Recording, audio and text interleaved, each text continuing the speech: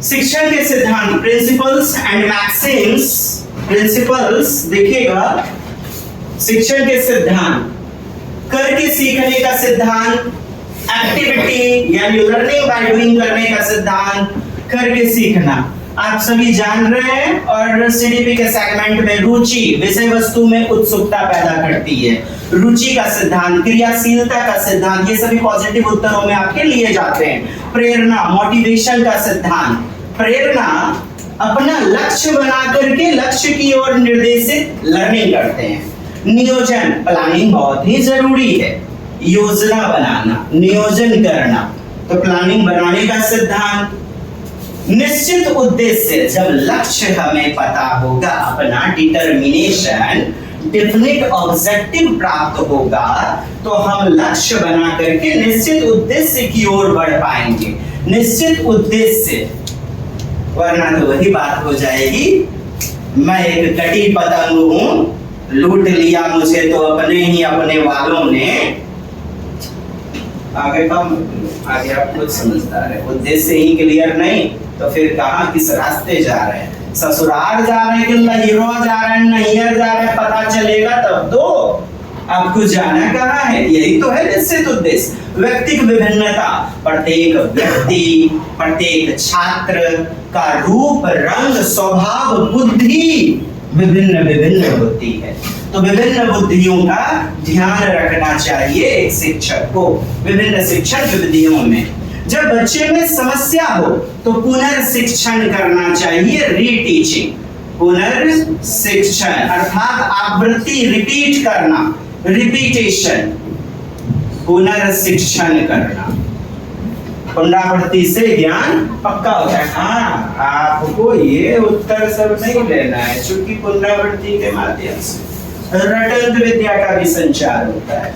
माहौल कैसा, बाल केंद्रित अर्थात डेमोक्रेटिक, चाइल्ड सेंटर्ड, बोले तो प्रजातांत्रिक मूल्य, प्रजातांत्रिक। लोकतंत्र की परिभाषा आप जानते होंगे, बाल केंद्रित यानी बच्चों की योग्यता, क्षमता, रूप, रंग, उनके विचारों के अनुसार शिक्षण देना, उसी बाल केंद्रित को कहते हैं, चाइल्ड सेंटर्ड को डेमोक्रेटिक एजुकेशन, अर्थात लोकतांत्रिक मूल्यों का, वैल्यूज का संगठन करना, निर्वहन करना, संचार करना, प्रजातांत्रिक मूल्य का विकास करना।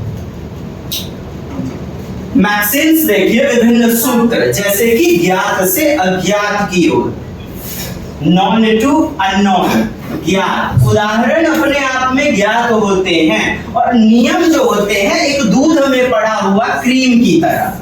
ये साहब आपका दूध है यानी मूर्त वस्तु है जिसे आप देख पा रहे हैं, लेकिन इसके अंदर जो घी है वो अमूर्त है, अज्ञात है। उस नियम को आप जानते हैं, समझिएगा। उदाहरण से नियम, सूत्र की ओर, तो उदाहरण अपने आप में विशेष होते हैं, विशेष समझिएगा। एक ही सूत्र पे समझाऊंगा, नैहर जाने के लिए रिक्शा पकड़ना है, ठेला पकड़ना है, बिल्कुल नहीं समझना है उतना उतना। आपके क्वेश्चन बनने चाहिए वैसा पढ़े। ज्ञात, उदाहरण आपके ज्ञात कहलाते हैं, नियम अज्ञात। ठीक इस दूध का उदाहरण की तरह, दूध से जैसे आप घी निकालते हैं तो घी क्या है, दिख तो नहीं रहा है, अज्ञात है, अमूर्त है। ये जो भगवान है ये अज्ञात है, अमूर्त है। सूत्र क्या होते हैं, नियम क्या होते हैं, वो जटिल होते हैं। तो सरल से जटिल की ओर, मूर्त से अमूर्त की ओर, इंग्लिश देखते जाइएगा। पूर्ण से अंश की ओर, ये चैप्टर इसलिए इंपॉर्टेंट है। पहले बच्चे को पूरी कविता आप पढ़ाते हैं और चुप्पा, तब फिर उनके एक एक लाइन, एक एक शब्दों को अंश करके बताया जाता है। यही तो है होल टू पार्ट, अर्थात all to remains, all to remains, पूर्ण से अंश की ओर, विशेष से सामान्य की ओर। अब सर देखिए उदाहरण आपने दिया, समोसे का उदाहरण, त्रिभुज पढ़ा रहे थे। समोसा बच्चे का वास्तविक जीवन का उदाहरण है, जो कि विशेष है, पार्टिकुलर, स्पेशल। आप बता रहे हैं समोसे में जो त्रिभुज है a प्लस बी प्लस सी, इसका परिमाप होता है। बच्चे को क्या पता, वो तो उसके लिए जनरल है, सामान्य है। That's it. विश्लेषण से संश्लेषण की ओर। विश्लेषण कहता है बच्चों को गुण अवगुण यानी तार्किक विचारों को प्रकट करना और फिर अंत में एक निष्कर्ष पर, भावार्थ पर, समराइज पर पहुंचना, सारांश पर। अर्थात छोटे छोटे तार्किक विश्लेषण के आधार पर, समझ के आधार पर, आलोचनात्मक चिंतन के आधार पर एक निष्कर्ष पर पहुंचना, एक सूत्र का निर्वहन करना कि कैसे उत्पत्ति हुई उस निष्कर्ष की। एक पूरा गद्यांश आपने पढ़ लिया, छोटे छोटे एक एक दो दो लाइन का मीनिंग जानने का प्रयास किया, मीनिंग को जाना, अर्थ को जाना और पूरे कहानी से एक निष्कर्ष पर, एक कंक्लूजन पर पहुंच गए, भावार्थ पर पहुंच गए, निष्कूटन पर पहुंच गए। इसे हम कहते हैं संश्लेषण, सिंथेसिस। फिर समझिएगा, विश्लेषण यानी कि एनालिसिस, गुण एवं अवगुण को समझना, प्रोज एंड कॉन्स को छोटे छोटे पार्ट वाइज करके रोटी को आप खाते टुकड़ों में बांट करके, विश्लेषण। और अंत में वो पाचित हो करके अपशिष्ट पदार्थ के रूप में बाहर निष्कासित होता है, संश्लेषण है, सिंथेसिस। नहीं समझे, समझना नहीं है, आप लोग खुद समझदार है। देखिए विभिन्न उदाहरण हैं, जैसे बच्चे को आयत पढ़ाया जा रहा है, वही समोसे का आप उदाहरण ले सकते हैं, आयत का उदाहरण एक बिस्किट के रूप में ले सकते हैं। बेटा चंगीलाल अनुभव, तुमने बिस्किट खाया है? बच्चा बोलेगा हाँ। तो अनुभव, और अनुभव से बच्चे में हम तर्क की ओर लेकर के गए, 2 into L plus B विकसित किया। ये बिल्कुल उसी प्रकार से है, तो बच्चे के पूर्व अनुभव से जोड़ना चाहिए, तभी बच्चे में ज्ञान का तार्किक विश्लेषण होगा, तार्किकता यानी रीजनिंग होगी। समझ पा रहे हैं? अनुभव से तर्क यानी कि पूर्व घटना पूर्व अनुभव से जोड़कर तर्क की ओर। अब देखिए प्रत्यक्ष से अप्रत्यक्ष, परोक्ष से अपरोक्ष, इसी को बोलते हैं परोक्ष। मतलब क्या? वही डायरेक्ट नग्न आंखों से देखना, शेर को, पशु पक्षी को, तोते को किताबों में देख लिया, वो अप्रत्यक्ष है, इनडायरेक्ट है। लेकिन बच्चे में हमने चिड़ियाघर जाकर भ्रमण विधि के माध्यम से प्रत्यक्ष रूप में देख लिया, डायरेक्ट देखा, यही तो है प्रत्यक्ष यानी अवलोकनात्मक। प्रत्यक्ष अधिगम सब वहीं जाके मिलेगा यार। मूर्त वस्तु सरल होता है बच्चे में ज्ञान को पाना जब बच्चे डायरेक्ट आंखों से देखते हैं। प्रदूषण को, प्रदूषण वाले, प्रदूषण शब्द क्या है साहब? अमूर्त है। बच्चे ने गया, बच्चा गया जाकर के नदी तालाब में फैले हुए कचरे को देखा, जाकर के प्रत्यक्ष है, अनुभव है बच्चे का, सरल है, वो मूर्त वस्तु है, कचरे को डायरेक्ट देखा, वो ज्ञात है, नॉन है।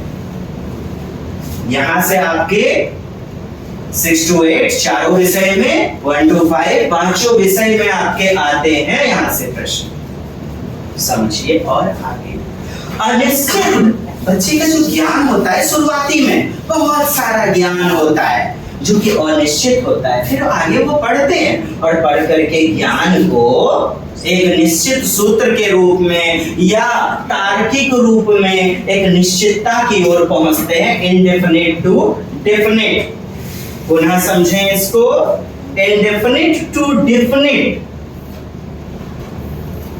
बालक को पढ़ाना है हमें रेक्टेंगल, आयत, इसके लिए कई सारा बच्चे के पास वस्तु का ज्ञान होता है, इंडेफिनिट।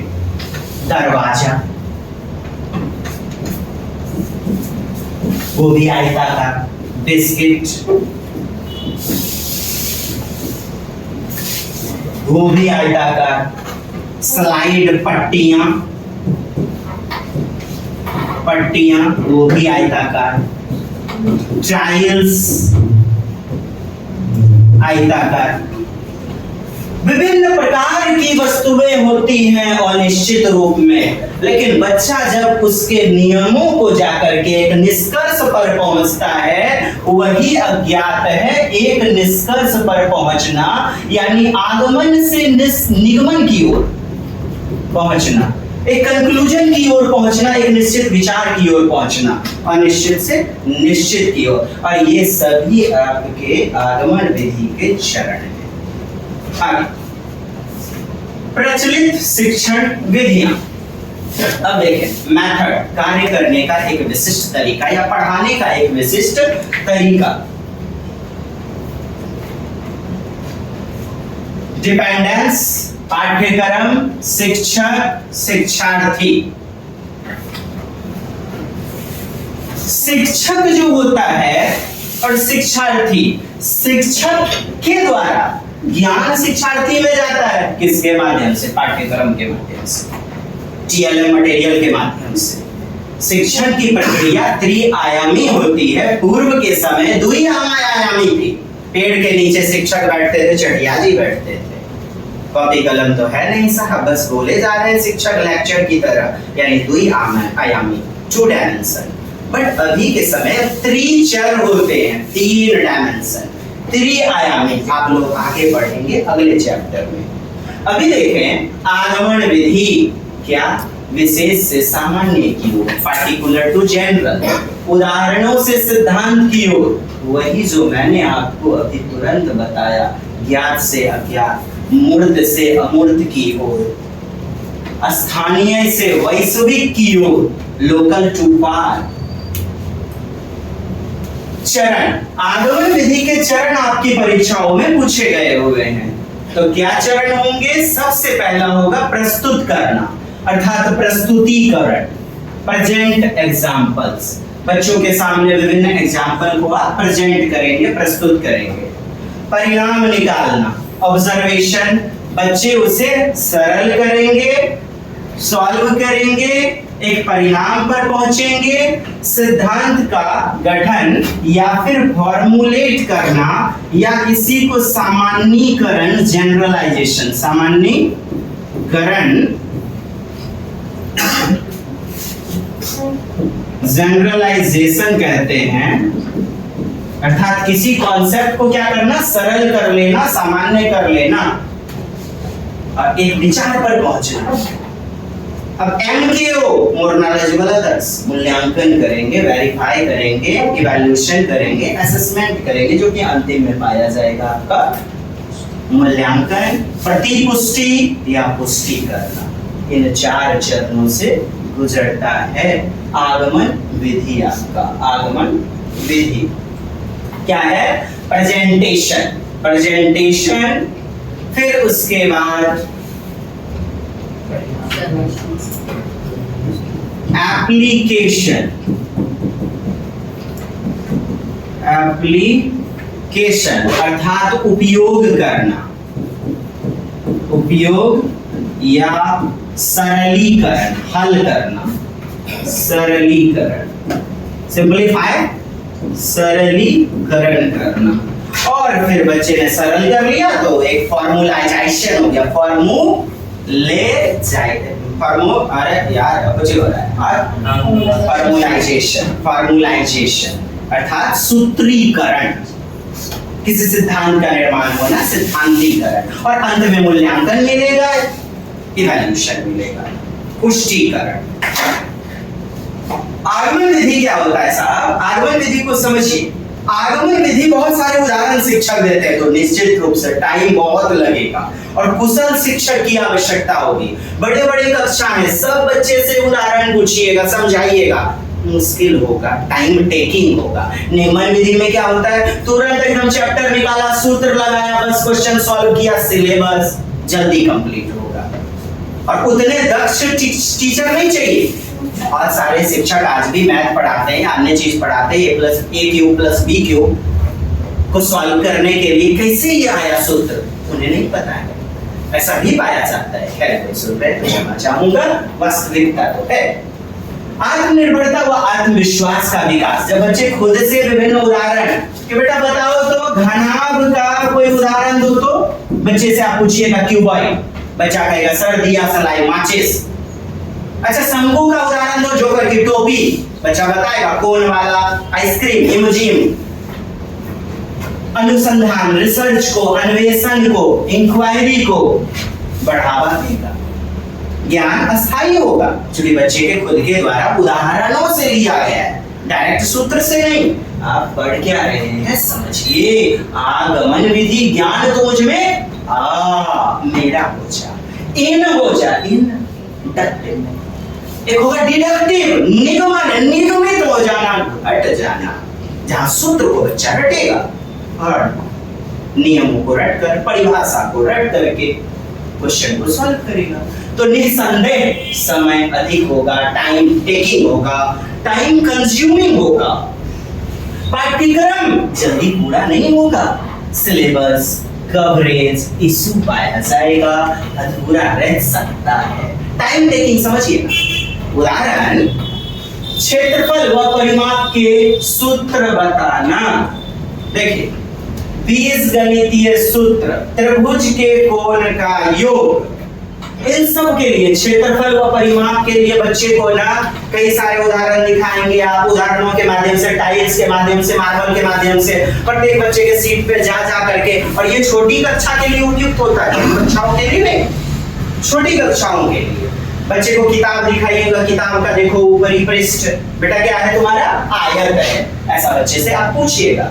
उस किताब, ये जो बुक है, इसके ऊपर कितना वस्तु तुम रख सकते हो, बेटा वही तो तुम्हारा एरिया कहलाता है, ऐसा बच्चों से आप पूछेंगे। एरिया और परिमाप कि देख नूनू तुम्हारा जो शरीर है, बॉडी के चारों ओर कितना कपड़ा लगेगा, वही है परी, यानी चारों ओर माप, पेरीमीटर, परिधि, सरकमफेरेंस, अर्थात एक खेत का चारों ओर चक्कर लगाना परिमाप कहलाता है। ऐसे बच्चों को उदाहरण दीजिएगा ना, टाइम कंज्यूम होगा। a + b whole square, algebra का सूत्र या फिर त्रिभुज के कोण, और निगमन विधि आ रहा है ना, यहाँ पर क्या चलेंगे ना आप, सामान्य से विशिष्ट, क्योंकि जनरल टू स्पेसिफिक में पहले सिद्धांत यानी सूत्र बता दिए जाते हैं। बच्चे को आप डायरेक्ट ही सूत्र बता देंगे, तब उदाहरण बताएंगे। ये लल्लू याद कर लो, a + ये याद कर लो, रेक्टेंगल का एरिया जो होता है ना L × B होता है। आयत का क्षेत्रफल क्या होगा, लंबाई गुने चौड़ाई, क्या होगा इसका परिमाप 2 × L + B। देखिए कितना तेजी से सिलेबस पूरा होगा। निगमन विधि बड़ी कक्षाओं के लिए सार्थक होगा, लेकिन छोटी कक्षाओं के लिए आगमन विधि ही होगा। उम्मीद करता हूं आप समझ पाए। जहां जरूरत है वहां पर आपको बेहतरीन समझा करके रहेंगे। सामान्य से विशिष्ट, सिद्धांत से उदाहरण, सिद्धांत पहले उदाहरण बाद में। अभिप्राय ये है कि एक निष्कर्ष पर आप पहुंचते हैं, जैसे आगमन विधि में विभिन्न उदाहरण से एक कंक्लूजन पर, सामान्यीकरण पर पहुंचते हैं। चरण, सिद्धांत का ज्ञान देना, पहले सिद्धांत दे दिया, उदाहरणों में प्रयोग करते हैं, फिर बाद में प्रूफ, थ्योरम। अब देखिए थ्योरम, प्रमेय, सर्वसमीकाएं डायरेक्ट सूत्रों से याद करते हैं।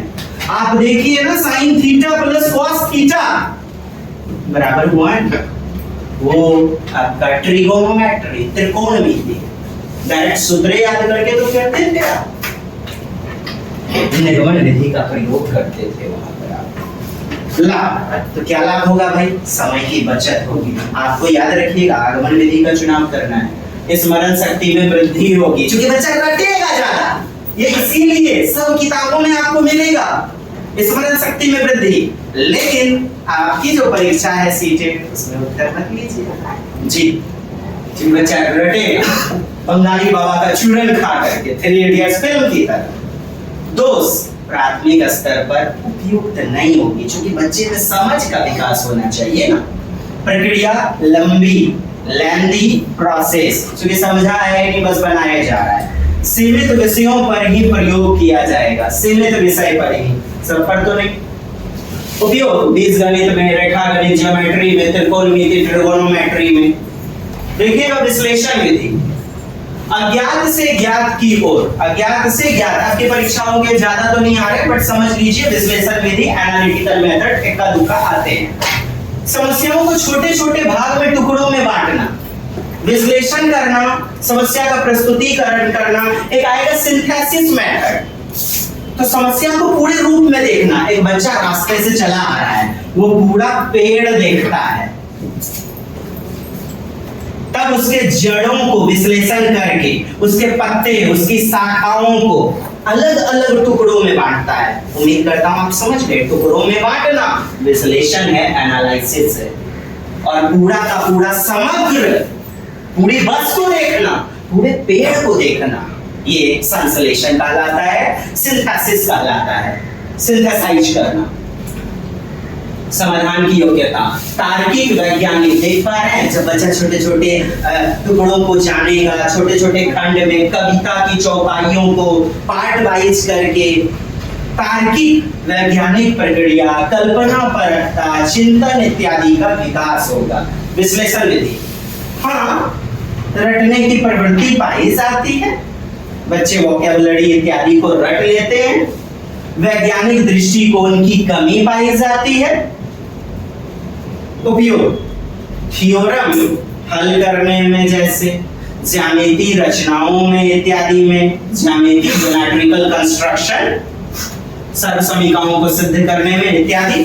देखिएगा संश्लेषण विधि, सिंथेटिक मेथड, सिंथेसाइज मेथड, विश्लेषण की विपरीत विधि है ये, यानी ज्ञात से अज्ञात की ओर चलेंगे हम। आप देखिएगा यहाँ पर आगमन विधि की तरह, जस्ट लाइक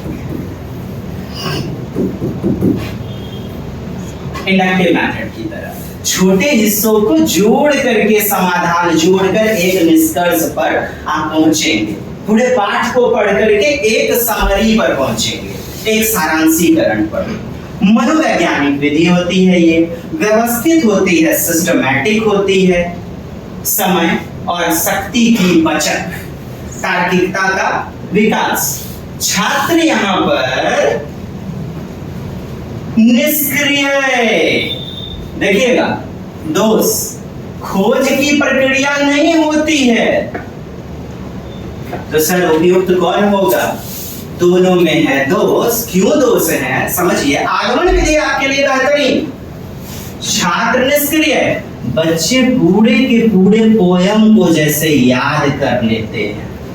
विश्लेषण में जैसे कुछ प्रॉज, साहब इतनी सी बात है, कुछ प्रॉज है तो कौन से, ठीक। अब देखिए समस्या समाधान विधि, छात्रों के सामने समस्या रख करके समाधान निकालना, अर्थात तार्किक चिंतन करना, कल्पना परकता करना, निरीक्षण, अवलोकन, विचार शक्ति इत्यादि का विकास। किससे? प्रॉब्लम सॉल्विंग से। आपकी परीक्षाओं में ये वर्ड ना आए ऐसा तो हो ही नहीं सकता है। समस्या समाधान विकसित करने के लिए तर्क, विचार शक्ति इत्यादि का विकास। प्रोजेक्ट मेथड देखिए, परियोजना विधि किलपैट्रिक के द्वारा, जो कि सामूहिक क्रियाविधि को बढ़ावा देता है, कार्य को योजना बना करके पूरा करने पर जोर दिया जाता है। योजना निर्माण, कार्यान्वयन, मूल्यांकन इत्यादि का अभ्यास। भ्रमण विधि, फील्ड ट्रिप या फील्ड विजिट मेथड, बच्चे पाठ्य पुस्तक में जो भी चीज देखे उसे नग्न आंखों से, प्रत्यक्ष अवलोकन से बाहर के जीवन में देखना, भ्रमण करते हुए फील्ड ट्रिप मेथड या फील्ड विजिट मेथड, ये सब आपके पॉजिटिव उत्तरों में जाएंगे।